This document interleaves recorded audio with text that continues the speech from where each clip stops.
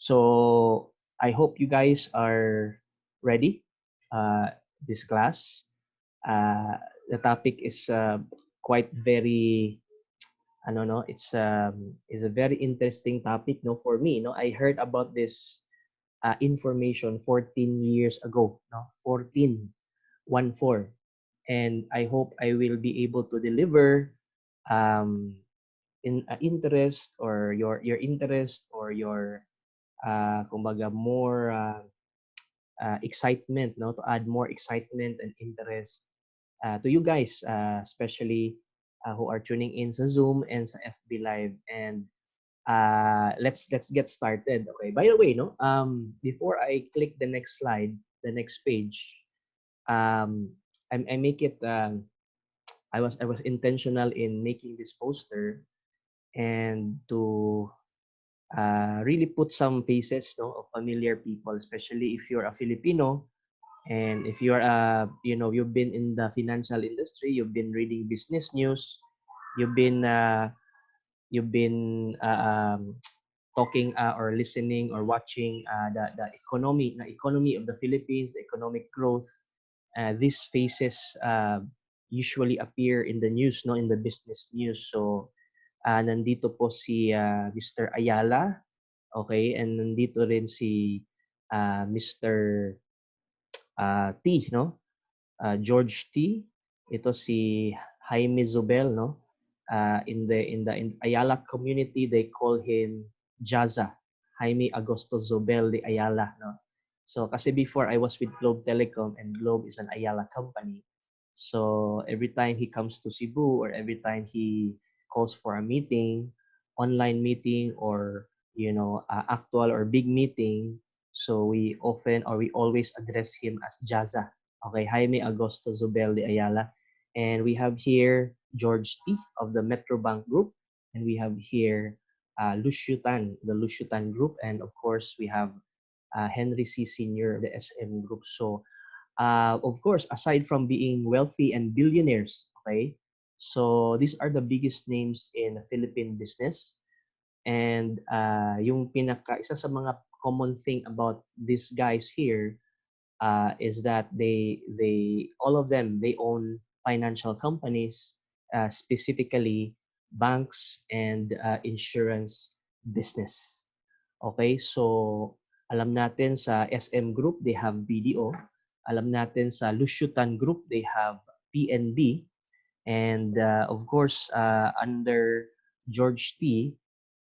George T's businesses is Metrobank and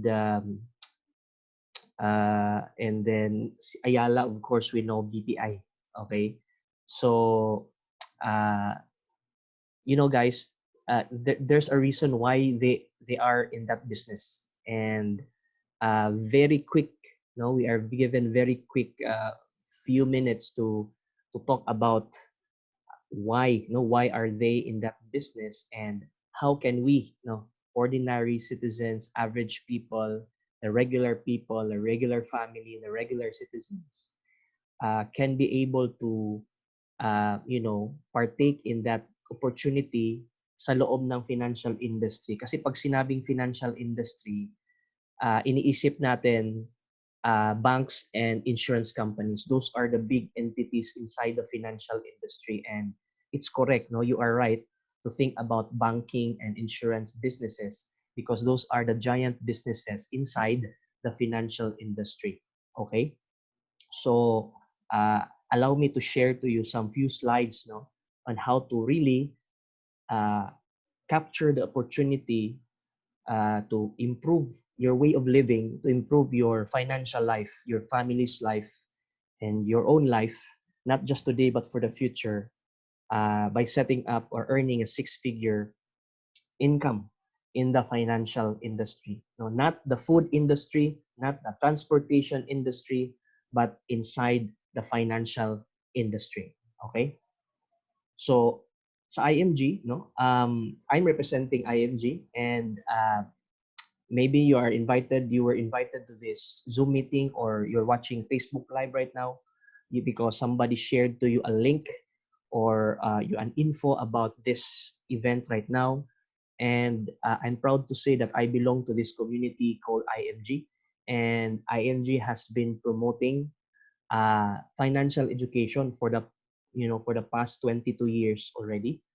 Financial education for the Filipinos, simplified, easy to understand teachings all about paano maging successful in terms of finances. Okay, and this is the book that we are using, and most of that the information that we are teaching and sharing in our classes, whether online class or classroom class, is in that book. So if you happen to have that book, read it and read it again and share it to your family and friends, because so powerful. The concept is so powerful. The concept is not new. It's nothing new. You can easily Google about how to become wealthy, how to save money, how to invest money. It's true po. No, you can easily Google that topics or subject. But in this book, customize natin, tailor fit natin for the Filipino reader para makarelate tayo, and simplified version po yan. You don't need to become an expert of money. You don't need to become a business owner to learn simple steps about how to grow your financial life. Okay? So nandyan, so itong message ko this session is taken from that book. Okay, The Secret to Saving and Building Your Future. If you don't have the hard copy, you prefer a soft copy, ask the friend who invited you to get you a soft copy or a live discussion mainly about what's in that book. Okay, schedule a live discussion, may it be on Messenger, video call. Allow your friend from IMG to discuss to you some information that are so helpful and life-changing coming from that book. Okay? So, si IMG po, we are not alone in the mission of promoting financial literacy. If you can see on this page, here are some of the companies, mga companies po na nagsusupport sa advocacy ni IMG, and I believe without also their support, hindi natin ma-spread agad, hindi natin mapalawak or massively spread our mission sa mga Filipinos, not only here in the Philippines, but also abroad. So again, we are not alone in this mission and advocacy.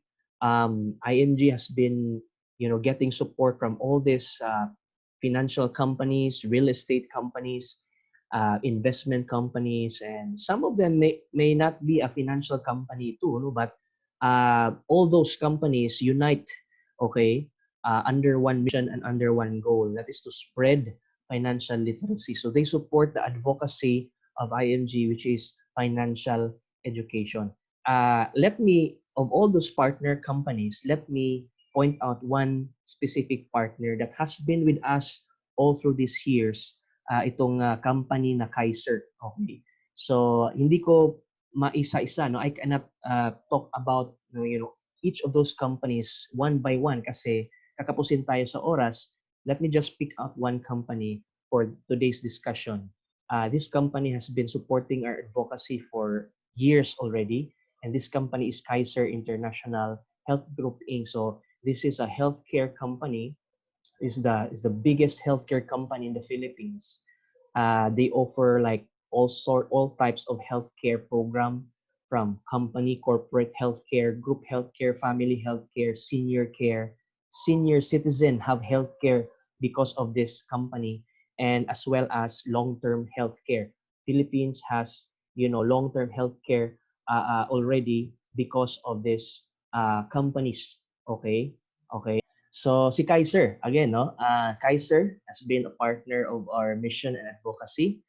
And this is something very interesting, no? Kasi yung big problem that is, existing.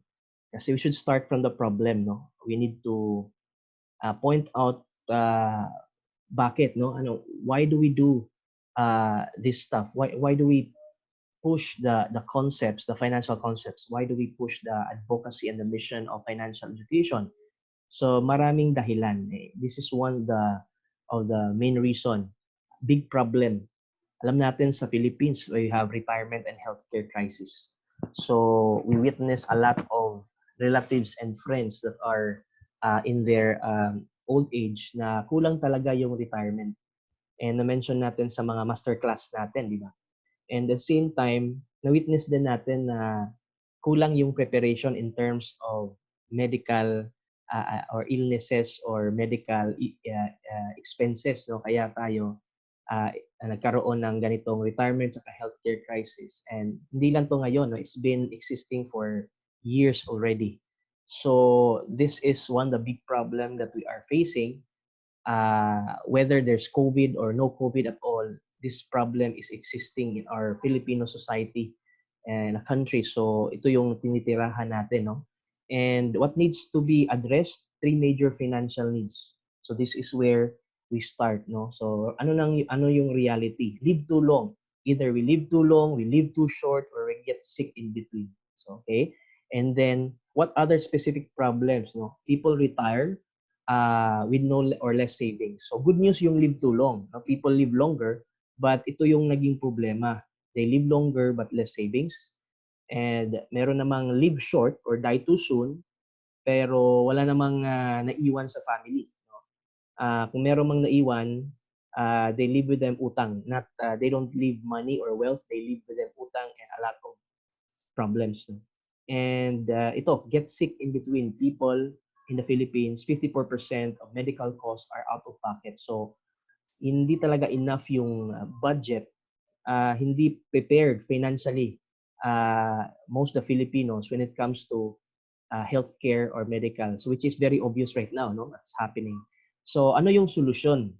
The solution for live too long is investment or retirement planning, which is yung ginagawa ni IMG, yung mga classes natin are all geared towards investment and retirement planning. And life insurance and healthcare. Very important na i-educate natin yung tao how to understand the purpose of having life insurance and the purpose of getting healthcare and what are those available programs out there that will possibly fit our need. Okay? And so is there any existing program out there?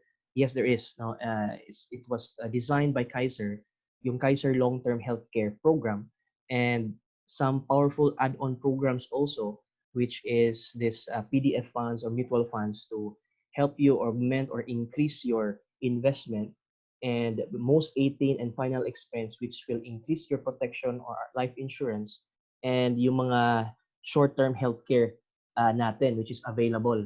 So may mga programs, may mga seminars, classes tayo that are dedicated for these topics, and especially the master class, no, program natin. So when you talk about Kaiser long-term healthcare, okay, most of our friends, family, and loved ones don't really have long-term healthcare. So kung ano yung kulang, ano yung wala sila, then yun yung unang ino-offer natin na solusyon. Okay? So that's why the first program we really offer at first is the long-term care program, because we are very positive, not COVID positive, but we're very positive that most of our friends and family don't have long-term healthcare program in place. So yun yung ino-offer natin. We don't offer them something they have. We offer them something that they need and that they don't have, which is the program offered by Kaiser, which is the Kaiser long-term care program. So now when you put when you go and you know look into as an entrepreneur, no, entrepreneurship platform or entrepreneurship perspective. So as an entrepreneur, okay? Kasi yung naalala niyo yung apat na tao na na-introduce natin earlier sa first slide, no? They are entrepreneurs, okay? So as an entrepreneur, if you look at it as an entrepreneur, gusto mong tumulong sa mga tao, but look at it as an entrepreneur. Okay? Don't look at it as a one person, one army. Okay? One band, one person, one army na aatake ka to solve the problem. Okay? Look at it as an entrepreneur. And as an entrepreneur, okay? Okay, here.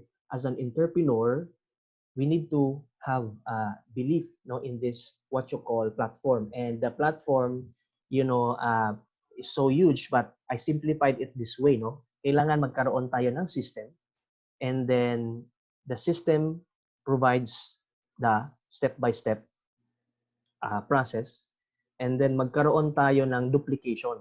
So why do we have a system? Why do we have a process? Because we plan to use it over and over again, duplicate and repeat and multiply. So that's why you have a system. And as an end result of attacking the problem of financial literacy, financial education, and lack of healthcare, as a result, people get jobs, people earn income, and we produce wealth for everybody. Okay? We produce opportunity for everybody. So if you are an entrepreneur right now listening to this message, this is it. This is what you need. This will be helpful for you. If you are not an entrepreneur and never been into business, look at this right now. See to it as a entrepreneur. You don't consider yourself as nobody. Look at yourself as entrepreneurs. An entrepreneur is someone who offers solution to people. Okay, offers a system to people to solve a problem. And ito na yung problema sinosolve natin. Financial literacy, we need financial literacy and we need access to the healthcare program. Yun yung first few slides na na-share natin. We identify the problem, we identify the solution. Now, how to be systematic about it. This is it, okay? So, bakit system yung inuuna natin? Because no system, it means no business. Small system, small business. Big system, big business. So in order to help a lot of people, not just one person, not just one family, you need to have a system. And because there's a system, it means you have an agenda, you have a program, okay? You have a starting point and an end point. So in short, we call it business, okay? Kasi in general, people say, mind your own business. So everybody has their own business. Everybody has their own agenda.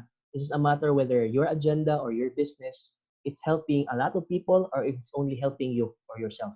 Okay, so if talking about system, then choose whether you have small system or big system. Okay, so if you don't want to help, then you don't want to learn a system. But if you want to help, whether you want to help big or help small, then you need to have either small system or big system. But unfortunately, in the same industry, in the financial industry, we meet a lot of salespeople. We meet a lot of people who are selling to you, a financial product, either an insurance product or a bank product. There's nothing wrong with that. But based on my opinion, okay, salesperson believes in quick income, okay, but an entrepreneur believes in a system, okay. If you met a person that will tell me straight to the point, what is the product that you are selling to me? That person have met a lot of salespeople because salespeople focus on quick income by offering product directly. Okay, but entrepreneurs believe in a system. When you talk to a person about financial literacy, that's the start of the system. Kasi you introduce the person, ano yung mission natin, and then you zero in, narrow into ano yung problem and ano yung solution. Okay, so if you believe in a system, then you have an entrepreneur mindset or entrepreneur heart in you. And what is important is this: be a business owner in the financial industry. Yun yung pinaka-importante. If you want to solve that specific problem, you want to address that problem, and you want to be a helpful person, you want to contribute to the solution of the problem, then become a business owner in the financial industry. Don't just become a salesperson, become a business owner. So ito na yung solution natin ngayon. Okay, itong slide na to will be the solution for you. Okay?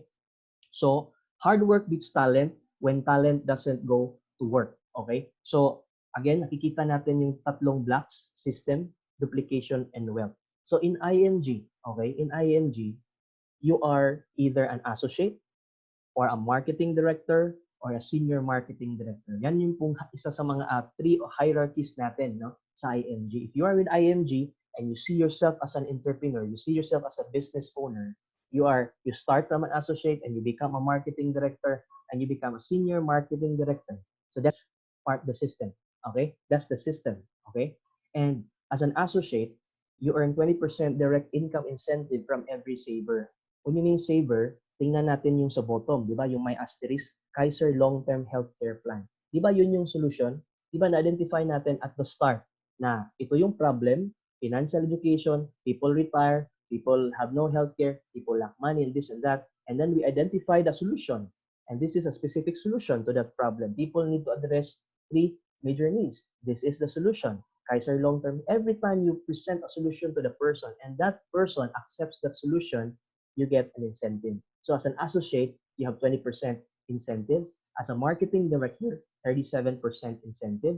And senior marketing director, 47% incentive. All right, so this is the system that we are talking about. Yes, this is the system on how to run a business. Pero sa tatlong identity, either associate ka or MD or SMD, ano yung goal talaga?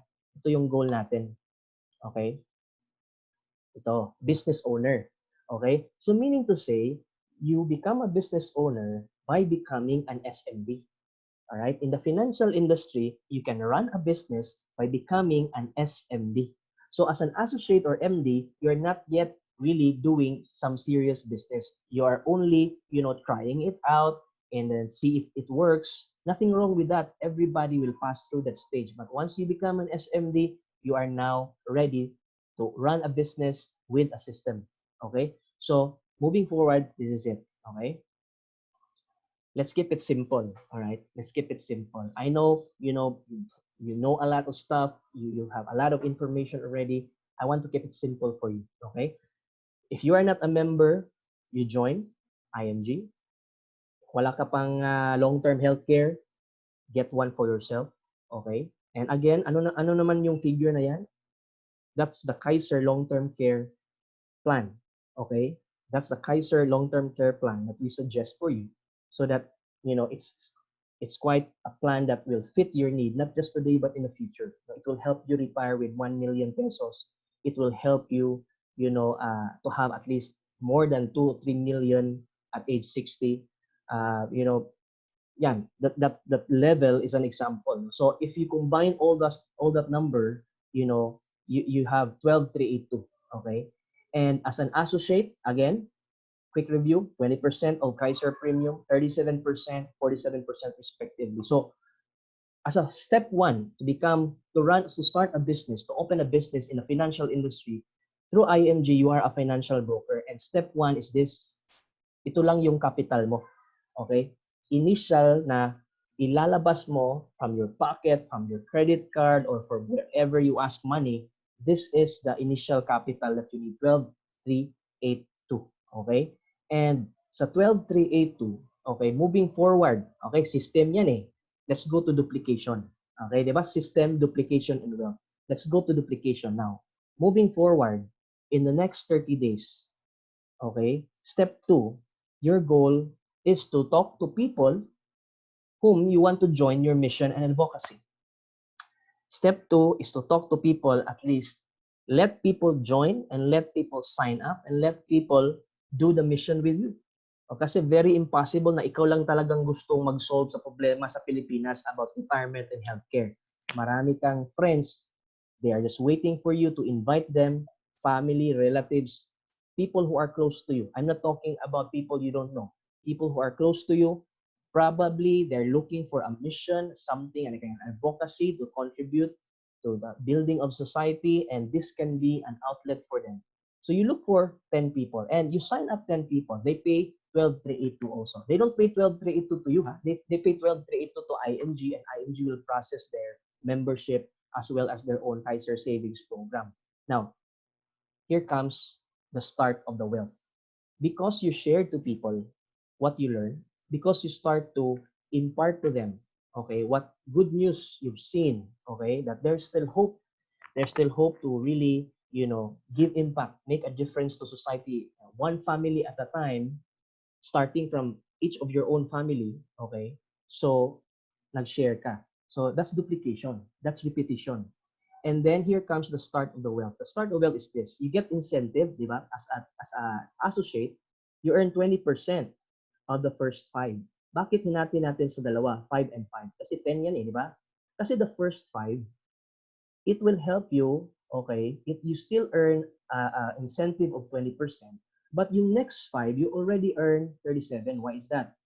Because the requirement of MD is 5 associates lang. Meaning to say, after helping 5, you are already qualified to become MD and get this contract of 37. So yung first 5 mo, 20%, second 5 is 37.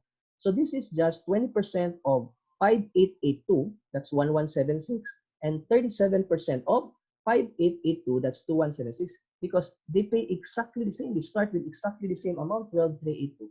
And you only earn from Kaiser Premium, right? You don't earn from, people joining us. So what happens is this, you have a total income by helping 10 people. And those 10 people represents 10 families, 10 future generations yun, huh? So you earn 16,000, very small income. But was it enough to repay you back from your first capital, 12,000? Yes, it's even more. And is it enough to continue your own savings, which you've started with the first month, and you now continue with the second month? Is it enough? Yes, of course. So it makes your business capital free. You get paid in less than a month. Okay? So wala kang millions of capital na nilalagay, 12,380 lang, 12,380 lang, tapos bumalik siya within the month, naging 16,764. Okay? And ito pa yung isa sa mga no? The next 30 days kasi duplication eh. System, duplication, repetition. You start to repeat it to another 10 friends of yours. And these 10 friends of yours, these are the people that you talk to about anything in life, about all those gimmicks you have in the past. These people could be your relatives and friends, and these people see your vision as well. Okay? So what happens is this, you now do the step 3. The step 3 is this, help 10 associates na naman. And this time, your contract is under 37% times 10. So 37% of 5,882 is 2,176 times 10. That is 21,763. That is on the next 30 days. But remember, you had first 10 clients last month. And those first 10 clients will also continue to save on the second month. Kasi you are being, given incentive. No? As long as they save, actually within 1 year, you are earning the incentive. Whether they paid monthly, quarterly, semi-annual, annual. As long as within 1 year, if they paid 1 year right away, then you're getting paid the whole 1 year incentive. Okay? If they paid like quarterly, then every quarter. So these guys, we just assume minimum, let's say they can only do monthly. So on the second month, you expect another 16,000 here. So what happened is your 21 is combined with 16, that would be 38. So on the second month, you'll have 38,000. That's not still big. But did your 12,000 multiply? Yes. Is that a sign of, growing money? Yes. Is that a sign of you being into business? Yes. Kasi walang ibang dapat gagawin sa isang business kundi repetition. Kasi pag nag-open ka ng restaurant, what do you do every day? You open in the morning, you close at night. The following day, you open in the morning, close at night. Even sa mga fast food, yung mga crew and staff within that restaurant, they just do repetition. Yung ginagawa ng cashier, ginagawa ng crew, ginagawa ng kitchen crew, ginagawa ng manager, they just do repetition. In fact, pagpasok mo sa restaurant, the security guard will greet you exactly the same thing he did last few hours ago or yesterday. He would also say, good morning and welcome. Repetition. So all this is repetition. Just do exactly the same thing. What happened? You see your income grow. You do exactly the same thing. You see your income grow. Not just cents, not just peso, not just hundreds, thousands. All right? Now, this is exciting. Okay? Again, we are talking only of Kaiser K100 plan kahit the first month. Okay? We're talking only of the 12,382, yung initial capital. Right? Now, see the big picture? I want you to see the bigger picture. Kasi yung na-discuss natin kanina, 2 months lang yun. Kasi first 30 days, next 30 days. Okay? So, this is a bigger picture. First month, nagkaroon ka ng 10. Second month, nagkaroon ka ng 10. You have A, B, and C. These people join you probably in the first month. And probably no the second month, natauhan si A, gusto rin niyang gawin, anong gawin mo? Anong ginagawa mo? So, you also did what you did, 10 associates. He talked to his close friends, family, relatives, and say, hey guys, pag-join ka, 12,382, yan lang yung capital mo to start a business inside the financial industry. Do you want to start a business in the financial industry? 12,382 yung capital? Okay, so yan. And then on the third month, you do 10, and A do 10, and B do 10. But wait, at the second month, you count. You already have 10 plus 10 plus 10. It's 30. Remember the requirement of SMD? 30. And that's the goal. Become the business owner when you hit the SMD level. Okay? So, on the second month alone, you already qualify for the SMD moving forward. Okay? On the second month, qualified ka na kasi nagkaroon ka ng 30 associates, moving forward you're an SMD. Now, let's talk about the worst case. What's the worst case that can happen? Instead of 10, you did 5. And then on the second month, you did 5. And si A, natauhan rin, he realized, ang dali lang pala. 5 lang. Okay, 5. Now, on the third month, ikaw, tsaka si A, did 5. But here comes B, natauhan din siya. Gawin ko nga tong business na ginawa ni A or ginawa mo. So, nag-5 din siya. Hey, on the third month, you count all the associates, 30. So, within second month or third month, most likely you become an SMD. And an SMD is just like opening your own fast food restaurant, and that's the start of business. You are open for business. So, translate natin ito. You're the business owner now. You're an SMD. After you become an SMD, your first 30 days, ano ulit yung goal? 10. Kasi yun din yung goal mo before. So, moving forward, you don't change the goal. 10 associate pa rin. On the first 30 days, after ka naging SMD, yung contract mo is 47. 47% of 5,882 is 2,764 times 10, 27. If naalala mo yung income mo previously, it was 38 plus 27 now, it becomes 66. Now, it becomes more exciting. Why? Because all you need to do is add 10 associates every month. Whether you go more than 10 or less than 10, 10 becomes your standard. And every time you add 10 associates, you'll earn 27,647. Okay? So yung pinakita natin dito. And yung 66 mo previous month, added to 27 becomes 93. And then on the next month, yung 93 mo added to another new 10 associates, 10 clients, it's become 100,000, 120,000. Now guys, in less than 6 months, you'll have 6 figures. What's the worst thing can happen? The worst thing can happen is this. If you're performing only 50% of the time instead of 10, 5, then instead of after 6 months, siguro within 12 months, you still hit the 6-figure income. So ano yung very exciting dito? Now, we help you build wealth because you believe in a system, you believe in repetition and duplication. Now you start to see that your income is growing by doing exactly the same thing over and over. And what's good news is this. Okay? Hindi pa na-include dyan yung team income. Hindi ko sinabi, hindi ko tinuro, hindi ko na-mention yung team income. May team income na mag-add dyan sa income mo, but hindi ko in-include because I just want to focus on personal income. Kasi hard work beats talent, hard work coming from you. I just want to focus, simplify your life with your personal income. Okay? And I just showed to you guys that you can build a 6-figure income in less than 12 months. Okay? Whether you did 10 this month, whether you did 9 next month, whether you did 8, the standard is 10, you will definitely build a 6-figure, 5 to 6-figure income in less than a year. Okay? So I've shown you the system. I've shown you how duplication works. I'll show you how wealth is being created inside the financial industry. Kasi you cannot be competing with the Ayalas and the Luciuta and the SM Group. You cannot be competing with the BDO and all. Because you cannot have the capacity to start a bank. Okay, most of us don't have the capacity to start a bank. But how can a simple person, an average person, be in the business of the financial industry where all big businesses are in? Ito, solution natin, IMG. Okay? So ito yung final thoughts ko guys, no? Because let me end this way. Okay? Financial industry is the economic backbone of every country. If there's no financial industry, there's no country. Okay? Kasi that's where that's the money industry. Okay? Financial industry is where the money is. So if you want money, you want income, consider a career and a business inside the financial industry. Kasi nandun na yung pera eh. Ba't ka palalayo sa source of income, source of money? Go nearer or go inside the financial industry. You can be a business owner in the financial industry through IMG. That's the very, very, very very amazing thing that you're hearing today. You can be a business owner in the financial industry through IMG. Okay? Salespeople believe in quick income, but entrepreneurs believe in a step-by-step systematic way, in a system. Okay? And financial education is what Filipinos need. So, merong demand. If you're looking at as an entrepreneur, if you're a business owner, you're looking, where's the demand? Financial education. Walang gumagawa niyan. No schools have ever shared or taught financial education. There's demand. Okay? And no one is doing it except IMG. IMG provides training for business startup to meet the demand.